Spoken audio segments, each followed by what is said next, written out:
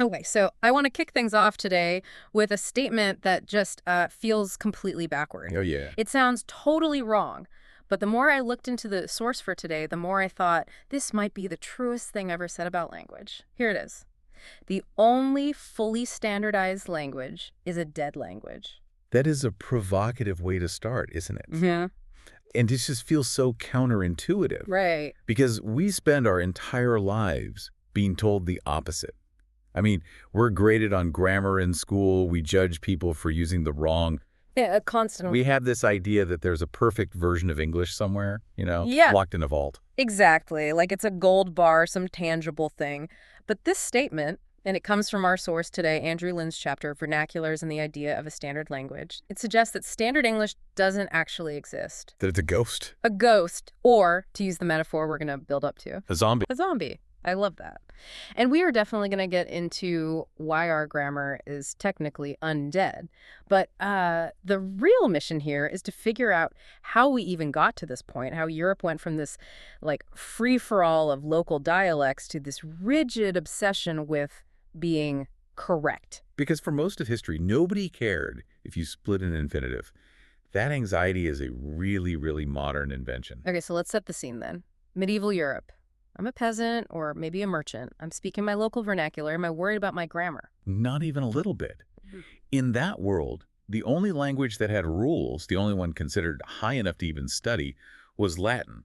This is what linguists call diglossia. Diglossia. Sounds like a disease. It kind of is, in a way. It's a two-tiered system. So like an Instagram versus reality situation. That's a perfect analogy. Latin was the Instagram feed of the Middle Ages. Curated, polished, written down, unchanging. And perfect because it was dead. It wasn't evolving. Precisely.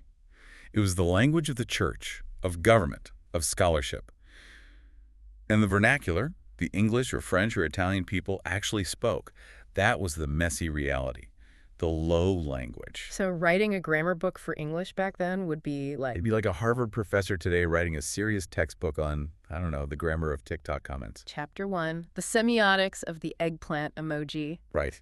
People would think it's a joke. Why would you study something so common? And you see this attitude in the first person who tried, this monk, Elfric, in England around the year 1000. Ah, poor Elfric. I felt so bad for him reading this. He writes the first Latin grammar using English, but the whole time he's just apologizing for it. He really is. He's this high-up abbot. Yeah. And in the preface, he's basically saying, look, I know I'm using this garbage language, English, but it's just to help the young monks learn proper Latin faster. It's like the linguistic version of sorry for the mess. English wasn't worth studying on its own. It was just a tool to get to the real language. And that shadow of Latin just hangs over everything for centuries. Even when people started trying to write rules for their own languages, they couldn't escape it. Take the troubadours in southern France. The poets. Okay, this is where I think the story gets really funny. These guys, they're like the rock stars of the 13th century. They speak Occitan, and they decide their art is serious, so their language needs rules. But they have a problem. They don't have a blueprint for what grammar even is other than Latin. There's this one famous Latin grammar by a guy named Donatus. And in their minds, Donatus was grammar. That was it. There was no other way. So you get this writer, Jus Fadit, trying to write a grammar for Occitan, and he's just forcing it to look like Latin. He's cramming a square peg into a round hole. It's like trying to explain baseball using only the rules of chess. Exactly. You end up inventing things that aren't there. If Latin had 5 noun cases, he just assumed Occitan must have them too, even if it made no sense. This desperation to seem sophisticated. That cultural cringe, please take us seriously. But the source does mention a few outliers, right? People who are actually looking at their own languages on their own terms. Yeah, the rebels on the fringes. You have the first grammarian in Iceland in the 12th century. We don't even know his name. But he was centuries ahead of everyone. This is the guy who basically invented modern phonology, right? The commutation test. He did. He was trying to make an alphabet for Old Norse. And he figured out that if you swap a sound, like from B to C in bat and cat, and the meaning changes. Then B and C are important, distinct sounds. That seems so obvious to us. Yeah. But to figure that out in the 1100s, without just copying Latin, revolutionary. He was actually listening to how the language worked. And then you have the Irish. Their solution to the inferiority complex was just to have the biggest ego possible. The aure septnaneses, yes. It's this grammar text that's also part mythology. They claim that after the Tower of Babel, when all the languages got jumbled up, Gaelic was created by taking the best parts of all the other ones. We're not a broken language. We're the super language. It's an early sign of what's coming. Language as a tool for national pride. And that just explodes during the Renaissance. Renaissance. Okay, so now we have national confidence. And language becomes part of that identity. And the main character here, I guess, is Dante. Dante Alighieri, yeah. Everyone knows him for the Divine Comedy, but for this story, his work, De Vulgari Eloquentia, is the key text. And he just flips the whole medieval view on its head. Right, because he doesn't say Latin is high and the vernacular is low. He says the vernacular is actually nobler. Which was a shocking thing to say. His argument was that because you learn your mother tongue naturally, it's human. Latin is artificial because you learn it in the school, so the vernacular is superior. But, and this is a huge but, he hated all the actual Italian dialects people were speaking. Oh, he despised them. He goes on this tour of Italian dialects and just trashes all of them. Roman is depraved. Sardinian is like monkeys chattering. He loved the idea of a noble vernacular, but the reality was just too messy. So what does he do? He decides to invent one. He calls it the cardinal vernacular. He has this metaphor of a panther, a scent that's everywhere and nowhere at once. He wanted poets to build a perfect Italian that floated above all the real dialects. That sounds a lot like building a zombie. You know, taking parts from here and there and trying to make it walk. That's a really good way to put it. The standard language is something you construct, not something you find.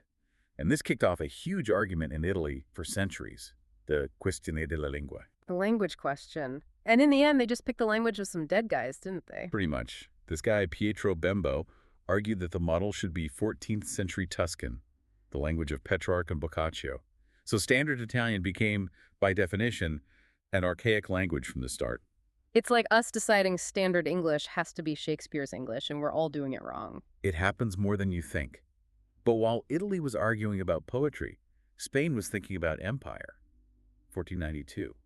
Antonio de Nebrija writes the Grammatica Castellana. And he's not subtle about it. He says, language has always been the consort of empire. That is such a chilling line. Isn't it?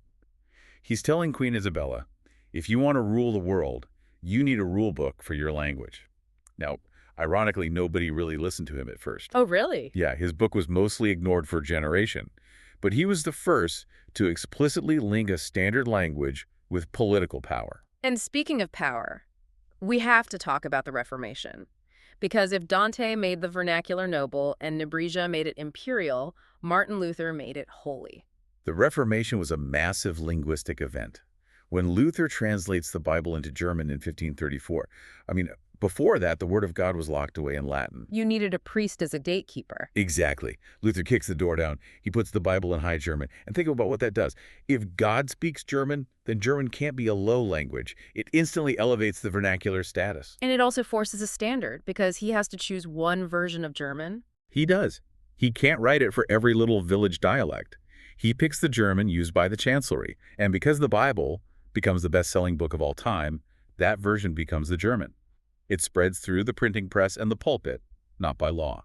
Which also leads to that complicated legacy of missionary linguistics. You have people going out to convert indigenous populations. And they end up being the first people to document their languages. Right, like John Eliot with the Massachusetts language. It's such a double-edged sword.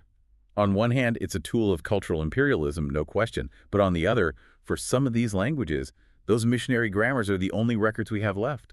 They preserved the language even as the culture that spoke it was being dismantled. Okay, so we've got poets, empires, and priests. But then we get to my favorite part. The people who are just obsessed with rules for their own sake. The age of prescription. This is where the zombie really starts to take shape. In the 16th, 17th centuries, there's this frenzy to fix the vernaculars, to prove they're as logical as Latin. And the guys leading the charge are often just amateurs with an agenda. Like William Bullicar. This guy wasn't a poet or a priest. He was a mercenary. A former soldier. And he basically tried to whip English into shape with military discipline.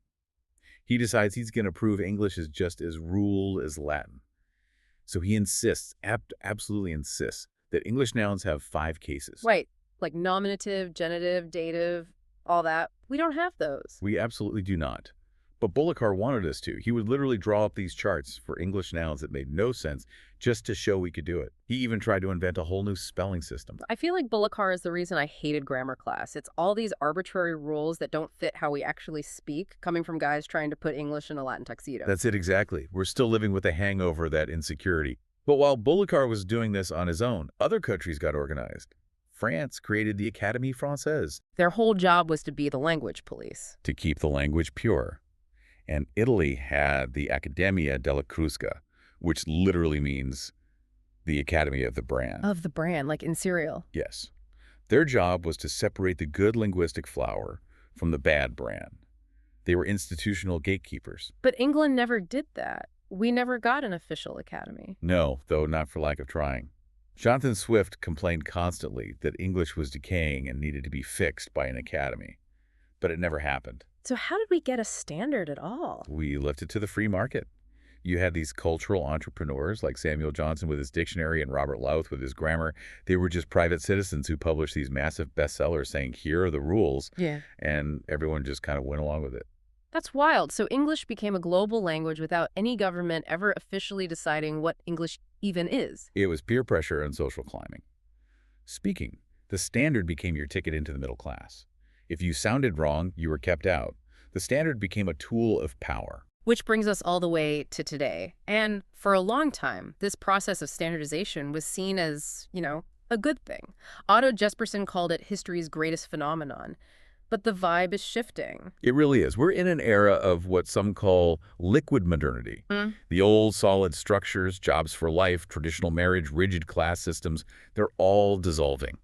And language is dissolving with them. We're seeing destandardization. Exactly. The idea that there's one correct way to speak is breaking down. You see it online, in music, everywhere. Yeah. Authenticity is starting to matter more than correctness. And that leads to the final, and I think the best metaphor from the whole source, the zombie. The zombie, yeah.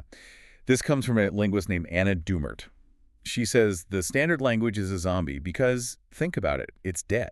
Nobody speaks standard English. Nobody. Not spontaneously. It's an idealization, a corpse built from dead dialects and Latin grammar rules. But it's not gone. No. It's undead. It walks among us. It haunts our schools, our job interviews. We know it's not quite real. We know saying, "To whom did you speak?"